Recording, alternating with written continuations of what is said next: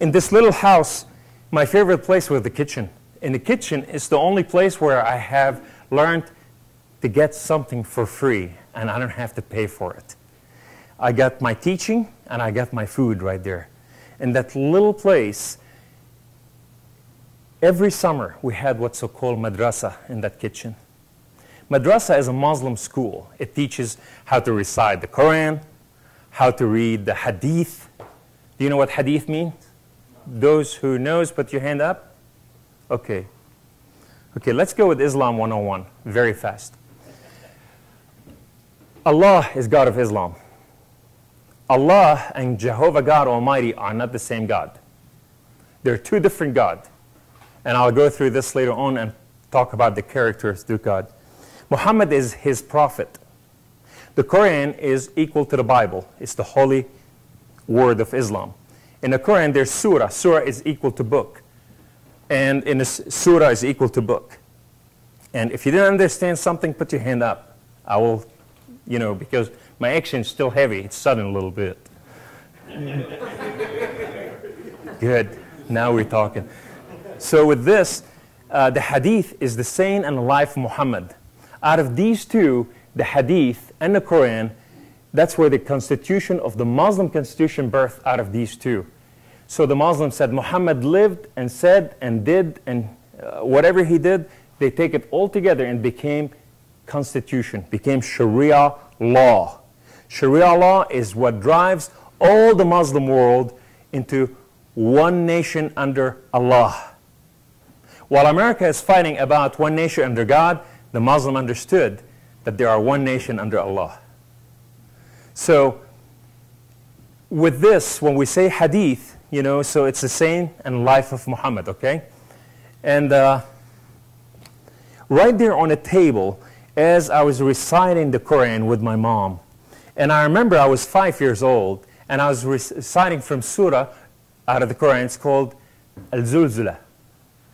And it says, فَمَنْ يَعْمَلَ مِثْقَالَ ذَرَّةٍ خَيْرًا يَرَهُ وَمَنْ يَعْمَلَ مِثْقَالَ ذَرَّةٍ شَرًّا يَرَهُ. Translation. Sir? It says, whatever you do, small or great, whatever, good or bad, you will see it in your lifetime. My father came and he said, Allah will hold the scale and He will put all your good work and your bad work and He will weigh them. And whatever is greater, you go either to heaven to hell. The Quran says, وَكُلُّ مِنْكُمْ وَارِدُهَا. Every Muslim will have to go to hell first, and after they purify in hell, then they can go to heaven.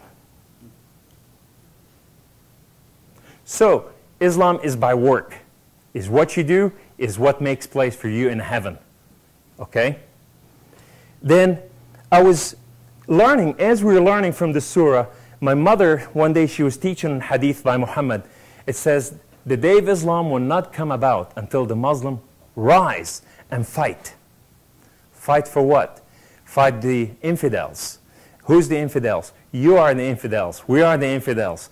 And even the rock and the trees will cry out, Abdullah, Muslim, servant of Allah, Muslim, come behind an infidel, come and behead him. And the hadith also taught us over there at that time from Muhammad. It says, the end of time, that every door will not, there's not one door will be left without being knocked on by the sword of Islam worldwide. They believe Islam is the final religion on earth, and that's what will take place. You see, you got to understand why the Muslims are fighting all of a sudden.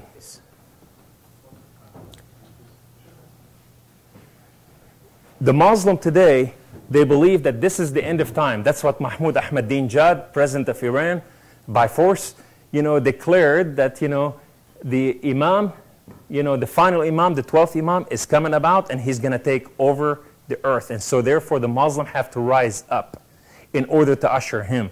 Who is the final Imam? Imam is a head. He's the head of a country or a nation or the whole world. The Muslim has the 11th Khalifa. The final Khalifa, the 12th one, he will be the final Imam. And he will lead the whole Muslim world to victory in what? against the infidels.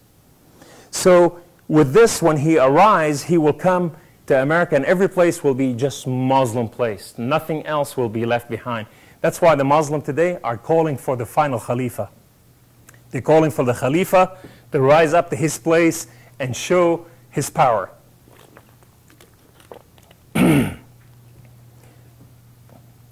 Right there on that table, as we were learning about all this, my dad came and he read from the Quran.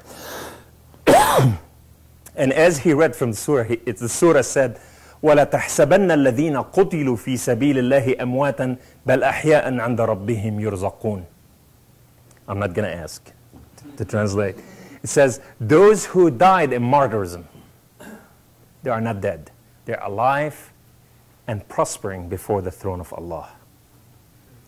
That's what the Quran said. So therefore, what happened when you die as a Muslim martyr? You see, we talked about earlier that every Muslim have to go to hell first and purify, but those who die in martyrdom, they do not have to purify. Number one, you become an intercessor. You become like the Messiah. You'll become an intercessor for immediate number of your 17 number of your family. Immediately, your brother, your sister, uncle, aunt, grandfather, grandmother, all of them on the house. You die for them. You become like the Messiah. Your blood takes them into heaven. That's number one. Number two is you get 72 virgin. And with every virgin, you get 72 virgin. With that, I looked at my dad. I said, Dad, you're having a problem with my mom. And she's one. How are you going to have 72 virgin and with every, 72 virgin? How are you going to tame them? Tell them to shut up? My dad scratched his head because he was really serious, and he's looking at this little boy, just looking at him.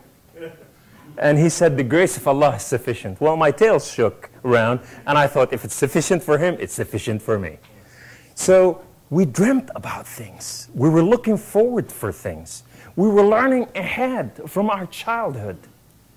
We were learning what to be. My mother said, my son, if you kill a Jew, your hand will light out before the throne of heaven, and you will enter heaven, and Allah and the host of heaven will celebrate your murder, your killing to the Jews. I thought to myself, we practice in the neighborhood. On every insect, we practice on little cats. We practice on, the dogs that, stray dogs, killing Jews as children. We took it to heart.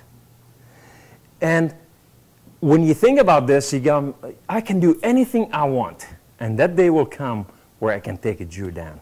All I have to do, and he's done. And I'm doing great service to Islam. That's Islamic teaching.